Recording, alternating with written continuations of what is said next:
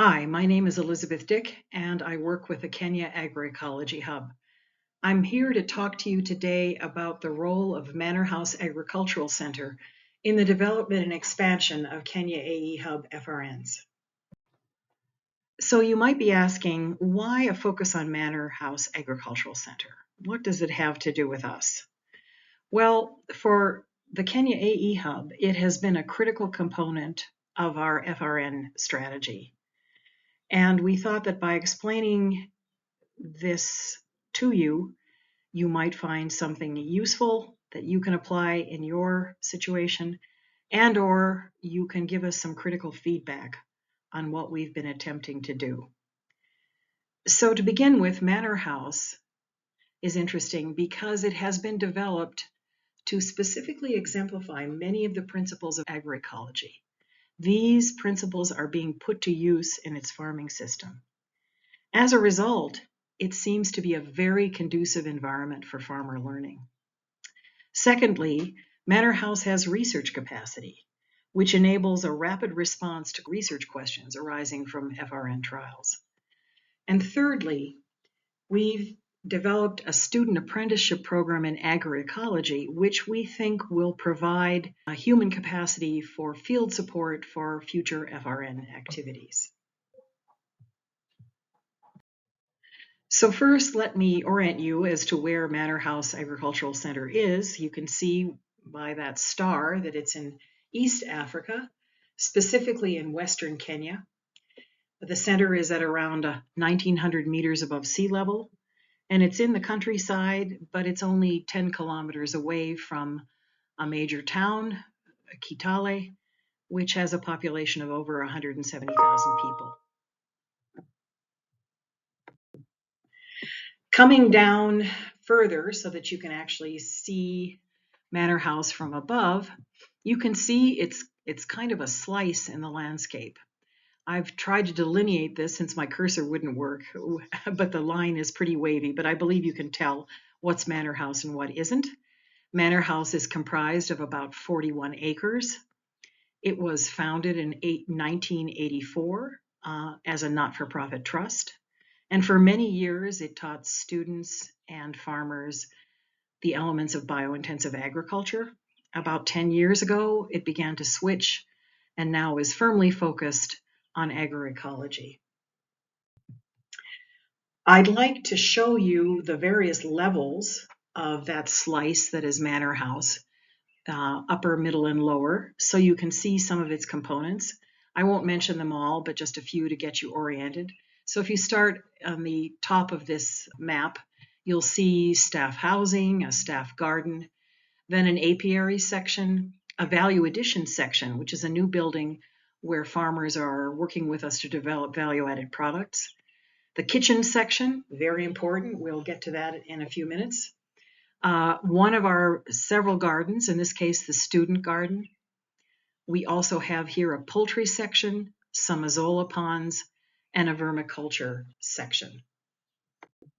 The middle slice is starting at the top with the round hall. This is a conference and training facility where we do a lot of our classroom work and the FRN workshops with farmers. Then you see some of our livestock, the pig section, goat section, dairy section, and also very importantly, the compost section. It says Boma compost, but actually we make several different kinds of compost there, as you'll see. There are more gardens here, including the irrigated garden, which uses water from the water pans. More on that in a bit. We have a newly established food forest, and you begin to see our production fields, which are continued in the lower section of the farm. And you can see that each production field is surrounded by either a natural forest or at least a boundary on the contour line of perennial species. So to begin a discussion of how we're using agroecological principles, we'd like to start with the principle that really is always very compelling to us, and that is agrobiodiversity. And as I think you saw on the map that I just showed you, Manor House has considerable diversity at the landscape level. You saw those clumps of woods intermixed with production fields. So you can see, for example, here a production field that happens to be in soybeans, and it's very close by our food forest. You can see that in the upper right-hand corner. The food forest has just been implemented, so it's going to grow up more. And then below you can see some of our boundary plantings. In this case, this is along the student garden. And again, we try to increase biodiversity by bordering fields with perennial species. Going on to some of our crop and livestock diversity, we've already seen on the map several of our livestock sections. We grow a lot of staple food at Manor House. For us, that's maize and beans. But we also grow alternative crops. Why? Because we are growing these crops because they're highly nutritious. We found they can grow well at Manor House and in other locations in Kenya. And we would like to see whether they can be adopted for home use and even for marketing. So those include buckwheat. You can see that growing next to the maize in the upper left-hand corner. Below that, quinoa. On the far right lower corner, you can see we have lots of horticultural crops at Manor House in all those gardens. This is a picture of some cherry tomatoes. We're trialing cherry tomato varieties to see if they can escape late blight, which is a problem for us. And then in the lower center, some sunflowers, and we use the sunflowers to press oil. So this agrobiodiversity leads us to another very important principle of agroecology, resilience. It does so by enhancing soil health, leading to more effective pest and disease management, providing us with a diet of higher nutritional value, improving livestock health and nutrition, and very importantly, adding value for income generation. Going on to another important principle for us, efficiency. A couple of years ago, we experienced a very bad drought, and we began to rethink our ideas on water collection and storage. In the meantime, you can see some of the things we've implemented. We now catch all the rainwater from our rooftops, and the overflow rainwater there and from pathways and roads is channeled down to 2 water pans. Each water pan can hold 750,000 liters of water, and you can see one in the process of being filled and the other full. This water collection system has really helped us. It's helped us in several dry seasons, and we hope that it's going to provide a buffer for what may become even more erratic patterns of precipitation. We take efficiency very seriously. When we were in the middle of our drought and our livestock was suffering, we were kicking ourselves because we can produce plenty of animal forage and feed during the rainy season. We just need to store it.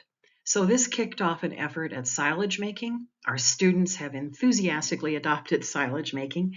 You can see them here chopping up Napier and Brachiaria grass and then using 2 methods of storing the silage.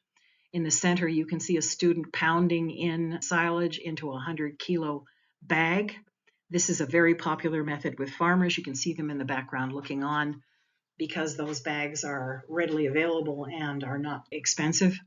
Or we've also used the bunker approach for larger scale storage. In both cases, these methods allow for indefinite storage of the silage without it going bad. One last thing on efficiency, energy efficiency. This is a key goal for us. We have several things going on here. We have a biogas production at Manor House, and so we cook with biogas in the kitchen, and we also use the slurry to top dress crops. We have installed solar panels on several of our buildings for electricity and water heating, and our new building is also going to be solar powered. On the right, you can see one of the energy efficient cook stoves we've installed in our kitchen. This is important for 2 reasons. One, of course, it saves on fuel, in this case firewood, but 2, it's reduced the smoke inhalation that our staff used to suffer from. So that's been wonderful. We think that we're applying many of the principles of agroecology to our farming system, but in the interest of time, I won't go through all of our theories, but I would like to talk a little bit about circular economy. We strive to feed our staff, visitors, workshop participants from the farm We're not nearly there yet. We have a lot of work to do, but we have been making some good strides in alternative livestock feed production. So we've tried several approaches. Two of the most promising you can see in the upper left, some of the beds in our vermicomposting facility. So there we make compost. We also produce red worms, which we are feeding to our chickens as a supplement. And we also got another benefit from the vermicomposting system. And you can see that bucket is full of vermicomposting leachate. We call it vermiliquid. We've incorporated that in our biofertilizer trials and found it to be a very effective biofertilizer in terms of promoting crop growth and yield. We've also tried azolla production, and that is also going well. And you're going to hear about in a minute some experimentation we're doing with azolla as part of the chicken ration. So we have a lot of things going on in Manor House in our farming system, and farmers have an opportunity to get to know what's going on there during our week-long FRN planning workshops. So you can see here a typical workshop group of participants. We usually have around 35 participants. They're mostly farmer representatives of farmer groups, but also some staff of the organizations that work with those farmer groups. And you can see behind this group portrait the round hall that I mentioned on the map. Here's the inside of the round hall where we do a lot of what we call our classroom work. And so farmers spend half days doing this classroom work, which really focuses on information sharing and group discussions. Small group discussions, large group discussions. They get very intensive as the farmers work together to plan their FRN activities. But what we find is this intensive work is also exhausting. And so farmers spend the rest of their time exploring the farming system and enterprises at Manor House and engaging in several practical exercises. So for example, on the left, you're seeing farmers learning to make an anaerobically fermented biofertilizer called Viro. And on the right, these farmers are in our value-added center, and this particular group was working on preservation methods, food preservation methods, and specifically the lady is making mango jam.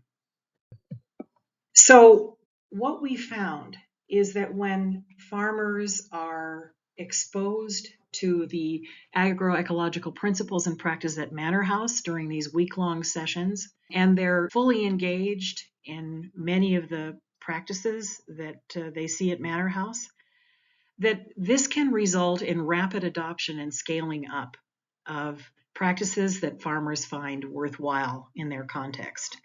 And so an example of this is bokashi making. You're probably all familiar with bokashi. It's a compost-like biofertilizer. One of its main attributes is that it can be prepared and ready for use in 14 days. Our farmer groups that we are working with are very excited about bokashi. So in 2021, we began to include bokashi making sessions in our FRN workshops. You can see that on the left, a group of farmers is just about finishing up a bokashi pile with one of our staff members.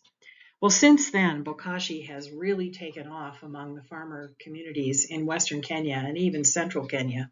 And we get picture after picture from farmers documenting their bokashi making. They send these to us on the WhatsApp groups associated with the FRNs. And amazingly, we recently heard from one of the organizations we cooperate with, FIPS, that since they sent a group of their farmers to one of our workshops in February of this year, they've actually documented around 450 farmers who have now begun experimenting with bokashi. So this is an example of the real power, we think, of this approach of exposing farmers to this AE farming system at Manor House. Another thing that Manor House does, I've mentioned this before, but it is critically important, is that it grows seeds and seedlings for farmer network trials. On the left, you can see a farmer in his plot of lablab. Lab is a multi-purpose grain legume. Farmers in FRNs have been working with it to control the parasitic weed striga with good success. They're rotating it with maize and sorghum, and it's decreasing striga incidence and increasing yield. On the right, you can see another legume. This is a shrub, Tephrosia vogeli. It's a pesticidal plant.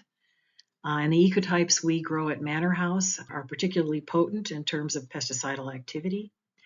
The problem is, so these are both very valuable plants. They have multiple benefits in an agroecosystem. But the problem is that in Kenya, anyway, you can't buy these seeds of these plants in the commercial seed industry or even access them through the national research system. So Manor House has been critical in producing seed and distributing it to farmers so they can begin experimenting with these species. I mentioned briefly that Manor House has a research section. This is usually around 6 people, and this has really helped us to deal with questions arising from FRN trials. In fact, before we even started the biofertilizer FRN, we were worried because we couldn't find much information on the use of biofertilizers in the East African context. So we actually did several years of experiments looking at which biofertilizer are most efficacious, what concentration to use, timing, etc. And this baseline information has been really valuable for us and for farmers as we started up a biofertilizer FRN in February of this year. But as you all know, once FRNs get up and running and trialing starts, unusual things happen that you wouldn't have anticipated, problems arise that you never foresaw.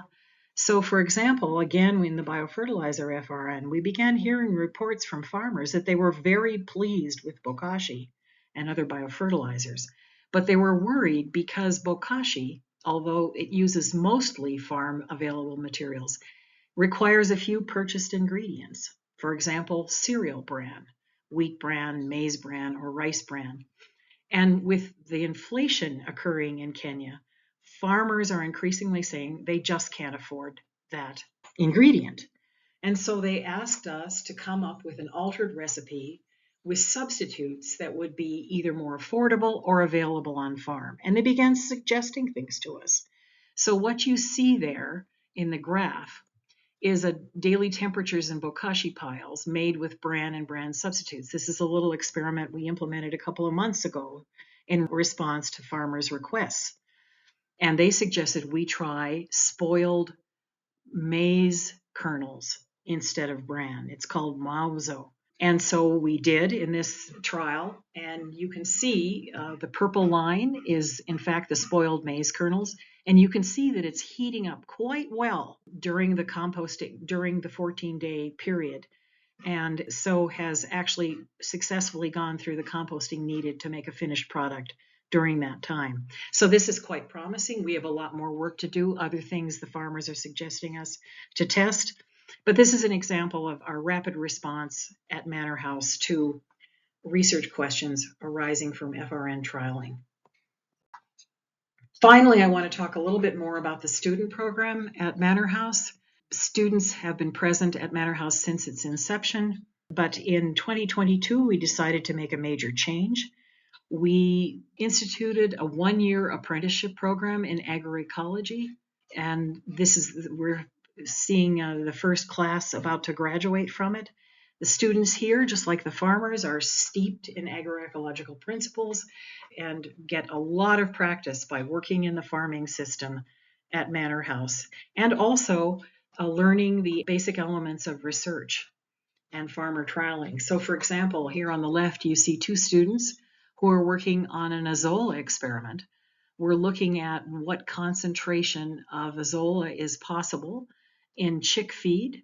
So they're doing some they've done some feeding there during the trial. And then on the right side, you see 2 students who developed their own little experiment on bran substitutes in bokashi. So they're taking data on pile temperatures.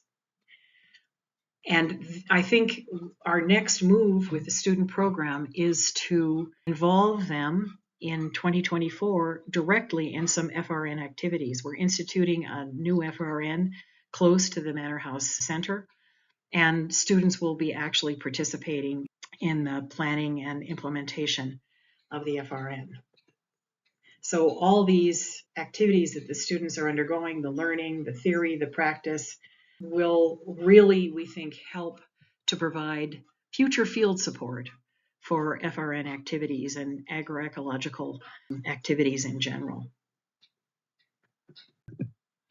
So to summarize, Manor House is really a critical component of our FRN strategy. It's an attempt by us to develop a farming system that puts into practice AE principles. Now I say attempt because this is imperfect. There's some elements that we're missing. Some of our approaches don't always work. But I think by trying this, we are learning a lot, and the farmers that are coming to experience Manor House are really learning with us. This experiment has provided a venue where farmers can explore, engage with, even argue about AE methods and practices, and they can really steep themselves for a week away from their farming concerns to really explore methods and practices that could be useful to them on their farms. Manor House is also a producer of germplasm for farmer trials. And lastly, again, it's a training center for the next generation of AE-focused development workers. So we welcome your questions and feedback. But before I leave you, I just want to show you some of the wonderful staff at Manor House and in the Kenya AE Hub. There are about 18 full-time staff members at Manor House. You're not seeing all of them here, but a goodly portion of them. And then on the far right-hand side, we have the Kenya Hub principal investigators. That's Beth Medvecki at the top, David Stern in the middle, and I'm in the lower corner there, Elizabeth Dick. Again, thank you so much. I look forward to your questions and comments.